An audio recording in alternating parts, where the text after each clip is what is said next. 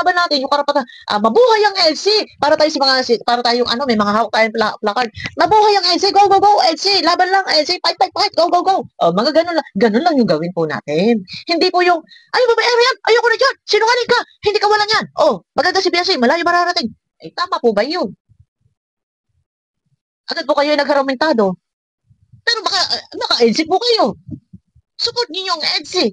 Dahil lang doon sa paninirang iyon, bumigay na kayo, nagpatalo kayo. Ay di ano na lang sasabihin po, nung mga nagpost na yan, naninira na yan, ay di tuwan-tuwa, halaka, palakpak ang tenga nila. Ayan, guys, muli nagbabalik po yung lingkod. Ayan, isang mapagpalang araw gabi sa ating lahat.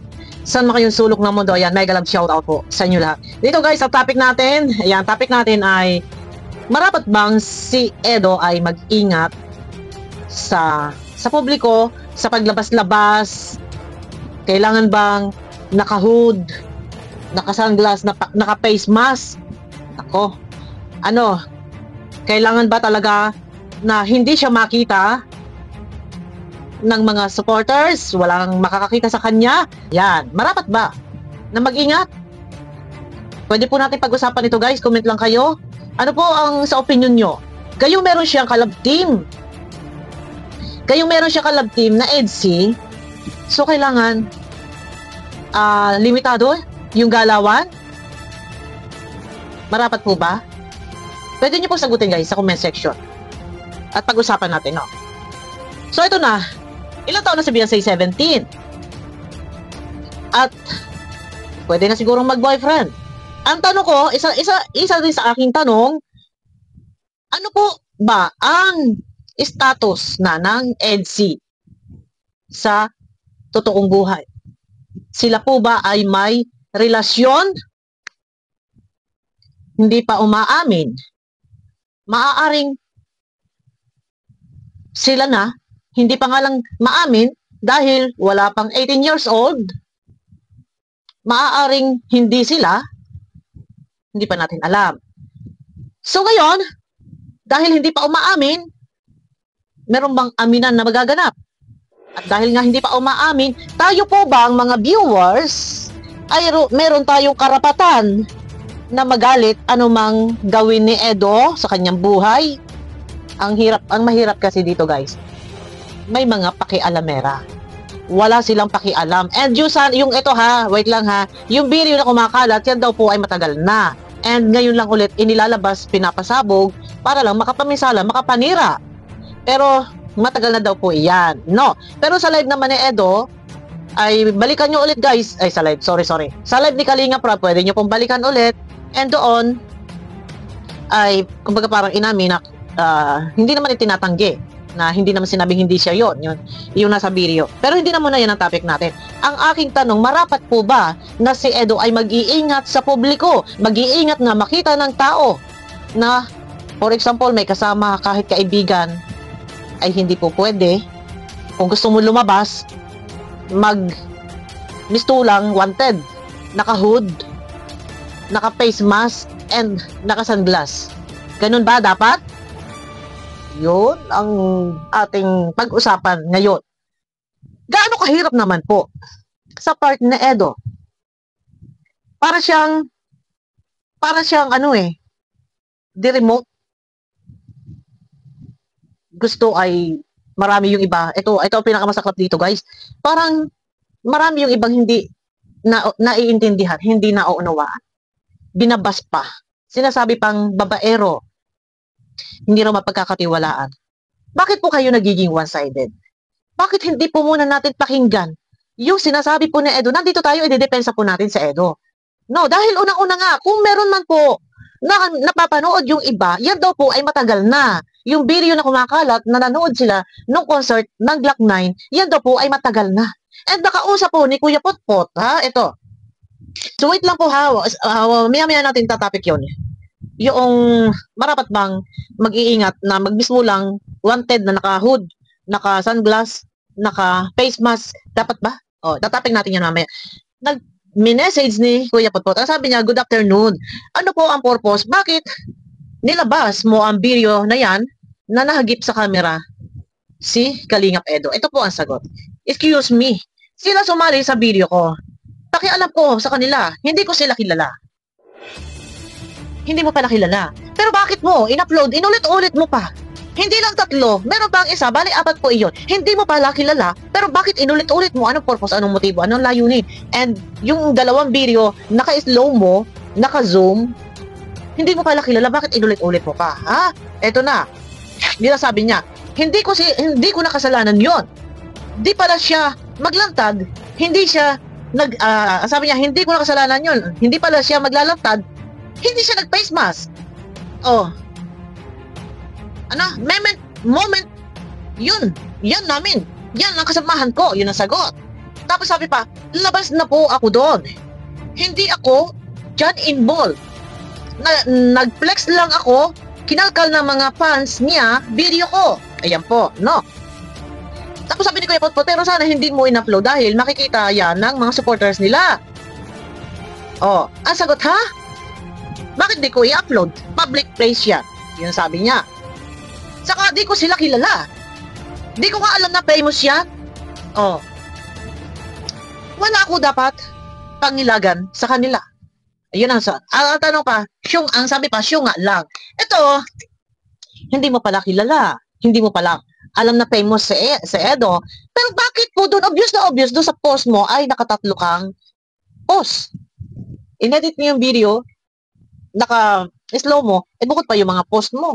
4 yung upload video doon, hindi mo pala kilala. So ito na, dumako na lang tayo doon, guys. Saka naman natin, ayan excuse me.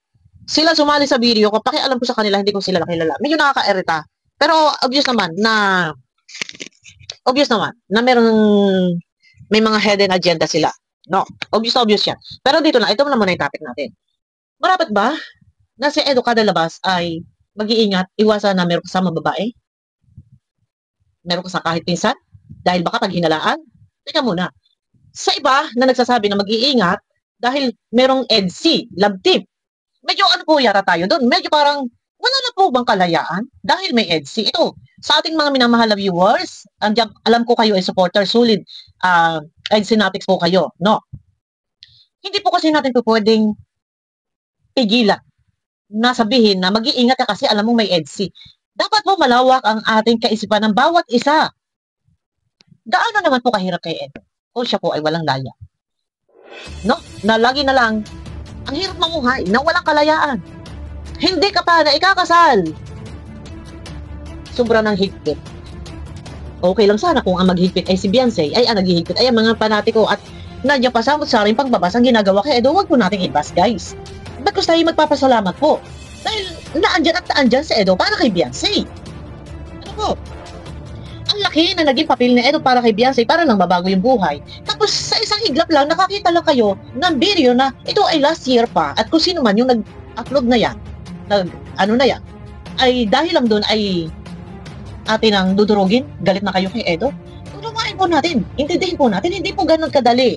Naman, sapat naman ni Edo na tagal-tagal na pati nun, na-explain na daw po yan. Sabi ni Beyonce kagabi sa live ni Kalinga Prab, nagkausap na sila patungkol sa mga bagay na yan. Kung bakit po, merong mga pakialamera lang naman na inilalabas pa ang nakaraang video matagal na. Ano po, sa anong motibo? Gusto nga lang pong manira, hindi nyo po ba naiisip yun? Sa lahat ng mga EDC natics, isipin nyo po yun, matagal na po yung video na yun. Matagal na daw yun. At wala naman halos na balita na meron diyang Glock 9 na nagko-concert sa ngayon. Or ng mga nakaraan. Matagal na daw yun. Inilabas lang ng mga taong mapanira para lang talaga mambulabog. Kaya sana tayo, pagka ganon, medyo kalmado dahil ang motibo, ang layunin nila is manira lang. Maaaring may galit kay Edo, gustong sirain si Edo, kaya hindi tayo dapat papaapekto. Kagabi sa live ni Kalinga Prab, dinudurog ninyo, binabas niyo si Edo. Dapat i-neutral nyo muna, magiging kalmado muna kayo. Or alamin nyo muna kung ano yung punot dulo. Totoo, baka ilan pa ba yun ay matagal na yun. At saka kung halimbawa man po, na sa ngayon ay lumabas man si Edo, ano po bang karapatan natin? Wala pa naman pong aminan na sila. Kung sasabihin na mag-iingat dahil nandyan, siyempre mayroon ng love team na andyan na, ay gaano naman din po talaga kahirap nga na kung ikaw ay lalabas, ay ayun na, naka-hood na nga yun eh. Kung ikaw ay lalabas, kailangan naka-face mask ka, naka-sunglass ka, naka-hood ka, naka-jacket ka, at nakayuko. ay dinaig pa nga po ang wanted. Diba? Ganyan ba yan sa picture? Dapat ba ganyan? Nakatalukbong na lang? Shout out kay Edo. Ganyan na lang ba? Ano naman? Paano na ang buhay po? Masahol pa sana sa showbiz. Mga artista na libo-libo ang nakakakilala. Tayo na, dito pa lang tayo sa loob ng Kalingap community. Wala pa po, hindi pa po, ang tawag ito, buong mundo. hindi na po yan buong mundo. Nasa loob pa lang tayo ng Kalingap community. Ay, ganito na ang nangyayari. Diyos ko. Tsaka hintayin po muna natin. Wag po kayong padalos-dalos, agad po ay nakabas. Agad ay tinitira, pinupunterian nyo agad si Edo. Pakinggan nyo muna. And kung si Beyonce nga po ay okay lang, nandiyan nag-usap na sila. Ay sino ba tayo para tayo ay maghuramentado yan at masaktan at magalit at mangbas? Gawagawa lang po nga, matagal na nga daw po yung video na yon. So inilabas lang, kinakalkal lang daw ng mga fans. Ayun na sabi nga dito sa comment kinakalkal, ayan po yung mga comment kinakalkal nga lang daw po ng mga fans yun. So, may intention talaga na sila ay mamirwisyo. Intention talagang manira. Gayong yung video naman po ay matagal na. No? Ito guys, siyempre, nandito tayo para i-explain, pakalmahin natin yung mga viewers na nagagalit. Matagal na po yung video na yun. Ngayon, inipiplex lang daw noon kayo kasi kinakalkal daw ng mga supporters na Edo ang mga video nila. So, hindi raw niya kilala. Pero bakit mo inulit-ulit na ini-upload? 3 video at isang post, picture na Edo at saka nung babae. Bakit? Intention talaga kung manira. Kaya tayo, hindi po tayo dapat padadaig. Hindi agad tayo pa-apekto. And i-cheer up po natin. Sila Edo at si Beyonce, i-cheer up, go, go, go. Fight, laban lang kasi yung ginagawa is matagal, yung ginagawa is paninira, and matagal na yung video. Matagal na po yung video. Kasi wala naman tayo na balita na merong concert nga dyan, ang Glock 9, di ba? Wala Ito mga nakaraan, wala Pero parang nabalitaan ko matagal na. Last year, parang nabalitaan ko nga yan. Merong nagsabi nga na, parang sino ba yung may nag-live? Na sinabi nga na may concert daw yung Glock 9. Parang napanood ko na po yan before pa. Pero yun lang, hinahinay. Dahil una-una, sabi ko nga sa inyo, na nakaraang vlog ko, 2 po ang karakter na Edo. Isa po siya charity vlogger. No, and siya ay leading man. Pero, dapat habaan natin ng pasensya, lawakan natin ng pangunawa, at bigyan natin ng laya. Hindi natin pwede silang higpitan. Or sabihin na, mag-iingat ka kasi, alam mo naman may Beyonce ka Opo, meron nga. May love team nga po sila. Porket may love team po ba, ay hindi na ba siya pwede na makipagkaibigan? Or manood kung may mga ganyan. Manood na kasama ang mga kaibigan. Hindi na po ba pwede? Nakatang ilong ko guys. Hindi na po ba pwede? Yun yung pinakamahirap dito, ang saklap ng buhay.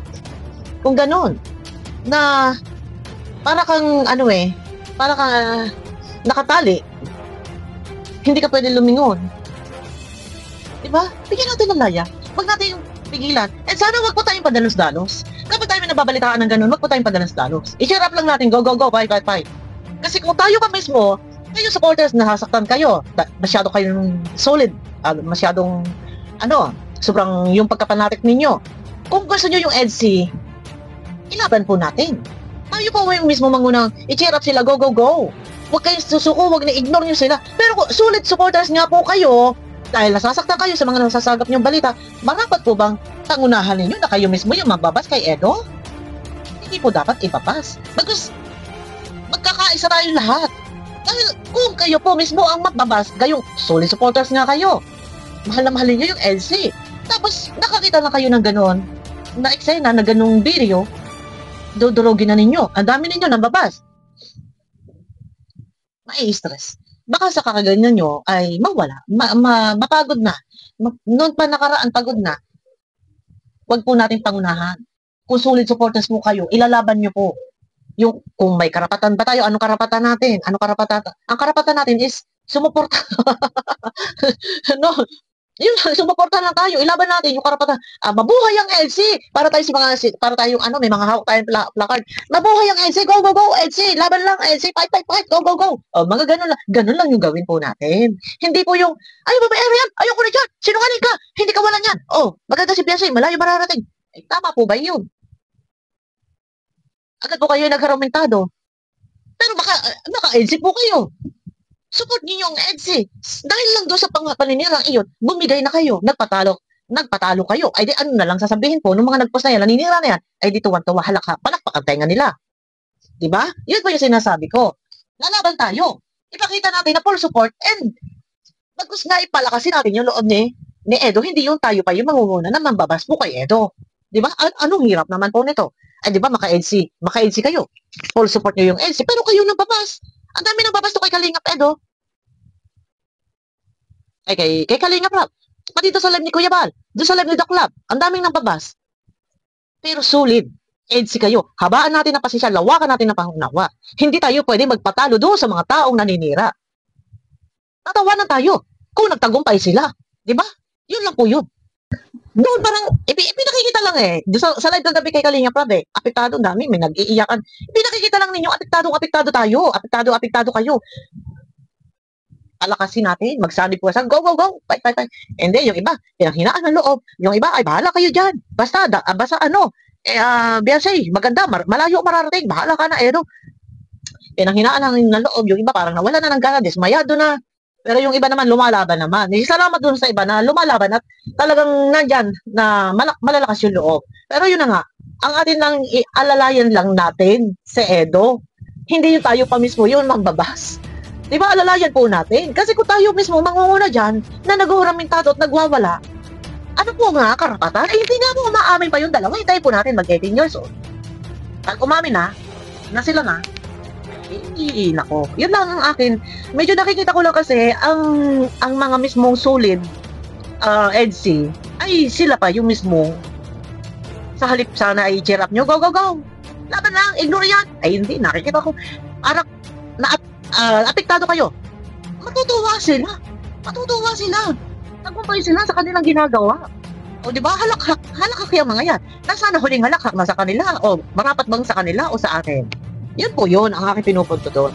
Kaya laban na tayo guys. Dito, ang video na to, ang gusto ko lang mangyari ay huwag tayong padadalos at bagkus tayo palakasin natin. Yung loob na ito, hindi po yung tayo mangunguna na mangbabas. Na hindi naman kabasbas at matagal na nga daw po yung video na yan. Dito kami sinasabi yan eh, na hindi nga daw niya kilala. Or, alam na intention na yan na talaga nilang manira. And yun daw po, kinakalkal daw ng mga fans na ito yung mga video na nitong nag-upload. So, niplex lang daw niya yun doon. Yun lang guys. Pag ganun, dapat wag iiral sa atin yung inis, yung galit. I-analyze nyo muna. Marapat ba tayo magalit? Marapat ba desisyonan na itigil na lang yung EDSI? Kasi baka balang araw wala din. Ito nga medyo mahirap lang kasi lagi nating bukang bibig yung salitang love team lang yan eh. Mahirap natin laging sabihin, araw-arawin. Kasi, pero dapat alam ninyo, umpisa pala, hindi tayo huli ha. Pag sinabi love team, couple, may tawag dun eh.